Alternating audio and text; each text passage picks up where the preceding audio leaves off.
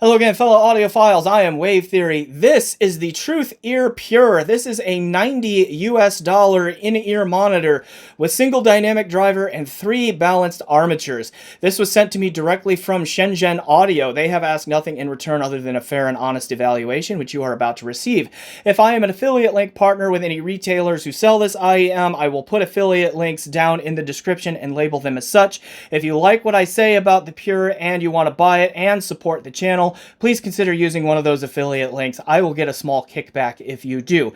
Overall, I enjoyed my experience and my time with this IEM. I think it's a pretty solid value at $90 if you stick to certain music genres. So we'll unpack why I say all of that right on the other side of Shameless Self-Promotion. Hi, it's me again, 14 months later and a whole foot taller. Now, since Wave Theory liked the first 10,000 subscriber play button I made him, maybe he wants a 25,000 subscriber play button. This can only happen if you subscribe, though. Now, since over 60% of the watch time comes from unsubscribed viewers, I'm going to need you to subscribe. You can also sign up for his Patreon or send him money in PayPal. Links in the description. Now, on to the video. Alright, let's look at the Pure, and we'll do kind of this overhead view here just because IEMs are tiny, and then I can, of course, hold them right up to the camera like this and give you a good look at them. Alright, so again, $90 for these. They are single dynamic driver with 3 balanced armatures in there, and like Truthear's website kind of talks up how they use like a passive filtering system for crossover and all that. I'm not going to go into the details on that. I will just let you read the information directly from their website. See link down in the description. The tips that it comes with, I mean, they look like any IEM tips, but they come in 2 different colors. There's these that are black, and then there are gray tips in there that have different bore sizes. I stuck with the small tip with the black, which I think is the narrower bore in there. I could be backwards on that. Mostly for comfort reasons, these were the most comfortable for me. There are minor sonic differences between the black and the gray tips. There are also some foams in there that they threw in if you are a user of foam tips. But again, I use with these, so my impressions are going to be based on these small black tips here. Here is the stock cable. It's not too bad. It is terminated single-ended 3.5 millimeter only. It is one of like it's not a bad cable. Got the 2-pin interface there into the IEM itself. This does one of the best jobs of not tangling and then not being too stiff as far as like stock cabling goes on an IEM or a headphone or anything like that for $90. Really solid job there on that. Now, a lot of the devices you're going to plug these into are going to be 4.4 millimeter output. So, I mean, a lot of you are going to go with aftermarket cables. Okay, I get it. That makes sense. But again, it's 2-pin, all right, with a small recess in there. I did not find that to be a big deal. Okay, it should be all right in there. Okay, for aftermarket cables, you should have some fairly solid options for that. Okay, so another thing that I want to comment on here is that these are rated at like 13.8 ohms of impedance, so roughly a 14 ohm impedance on there, and their rated sensitivity is like 124 volts dB per volt RMS, which is a little bit different than decibel per milliwatt, which is also a common way of doing it. A calculator from Benchmark Audio says that at that 14 ohm impedance with that rated sensitivity in volt RMS translates to about 105 roughly. Okay, decibels per milliwatt in there. So these are like just kind of middling in terms of their drive. You probably are going to want something just a little bit more than like just the headphone output on like a tablet or something like that. But you don't need a crazy amplifier for these either, and so forth. So, I mean, their drivability is middling in there. Okay. Looking further into the build, we see that we have this nozzle right here, which is just over 6 millimeters in diameter. Just so you can get a sense of like what the comfort will be, and you can see it sticks out a little bit, so it's like a medium insertion depth into the ear, I would say, with that nozzle size and height right there. And then you see we've got like this 3D printed shell here that has this black faceplate on the back that is like screwed on there, and it's got like these carved, etched at this carved pattern in it there. On the other IEM, you get the name Truthear on there, which I guess they didn't put it on both because then it would have to be Truth Ears, I guess. I don't know. Okay. But yeah, the name is on one side anyway, but it's not a bad looking shell, not a bad looking IEM at all. Sort of a translucent design in there, so you can kind of see into it, see what's going on there, and like you can see like the tubes and the nozzle system in there, like going to the various drivers on the inside and all of that and so forth. For me, comfort on this IEM was right. My ears just generally do not do well with IEMs. I have narrow ear canals and so forth. So I am not the barometer of what is and is not comfortable for a lot of IEMs. I found with these narrow tips like this, the small tip size, I could wear these for roughly an hour before they would start to get uncomfortable. And on the left side, I felt like I had to adjust them, a little bit here and there. Not as bad as some other IEMs that I've tried.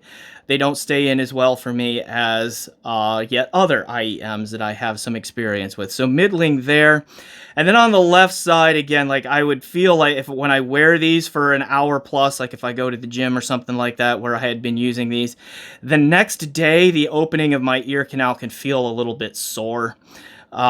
Like not just sitting there aching, but if I like go to scratch my ear or something, I can feel it a little bit there. Not a major issue. Okay, but again, comfort with IEMs is very much your mileage may vary kind of thing. So those are the issues that I have. You will likely have a different experience with that there. Okay, let's start transitioning then to the sound on these because, honestly, for a $90 product, they sound pretty good. So test gear that I use for these have been like, I use the FIO M21 DAP a lot. I have an effect audio cable in for review that is 4.4 millimeter balance. So that's what I use for the 4.4 millimeter output. The name is escaping me, so I will put it on the screen for you there. But I use an effect audio cable, okay, when I needed 4.4 millimeter. And so then I also tried the Death and Ray Clarinet little portable DAC amp plugged into my phone, which is a Samsung Galaxy S22 Plus.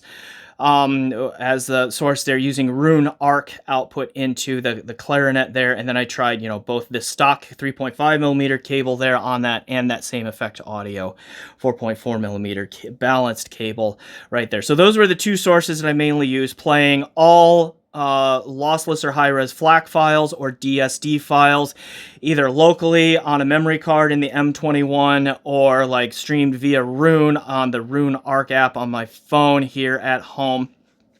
Okay, in the as a Rune endpoint there, I should say. Okay. So the sound on this, again, pretty good. It's mostly neutral, like it's in the frequency range where I think it's mostly going to be neutral, but it leans just a little bit warm. And I think that's because there's just a little bit of bloom in the upper bass, lower mids here. There's definitely like some like an elevated bass shelf, but it's like elevated in the way that like the Harman 2018 target is elevated in there, which is, counts as neutral. But you get good bass extension and deep bass, sub bass presence here. Okay. pretty good physicality down there with good rumble and impact and all of that in the low end. And then there is that just a little bit of bloom in the in the upper bass, lower mids, which does kind of just lend itself to having a little bit warmer character. Then it's fairly neutral up through the mid-range until you get into the upper treble, where the upper treble in the air seems to be rolled off just a hair on that, which I think kind of aids in the overall sense of warmth from these. They just have a little bit warmer character than what I think most people would consider true neutral, but it's not so far out of line that it loses the fact that it's a mostly neutral tuning in there. Okay, but yeah, good bass impact, good physicality, pretty good dynamics through the whole frequency range, like good snap on snare drums, and the like there. It's got reasonably good tone. Like the overall tonal balance is not bad. Now, cymbal crashes can be a little bit on the thin side in there. It's nothing major. It's not out of line for product type and price there. It's just there a little bit and so forth. So I mean, the tuning on this is solid. The dynamics, the impactfulness of the sound is solid, right? Where you start to notice that it's a $90 IEM is in two areas. One is the spatial presentation, where it never escapes the in the head feeling. Like it's not going to throw a stage or anything like that. It's just going to be like the imaging and all that just kind of sounds like it's a straight line between my ears. Okay, on that. The imaging and separation along that straight line in between my ears is okay. Fairly good job of placing instruments where they are, but like the space on either side of them, there's not a whole lot of separation there. All right, but it's not particularly distracting with most music genres.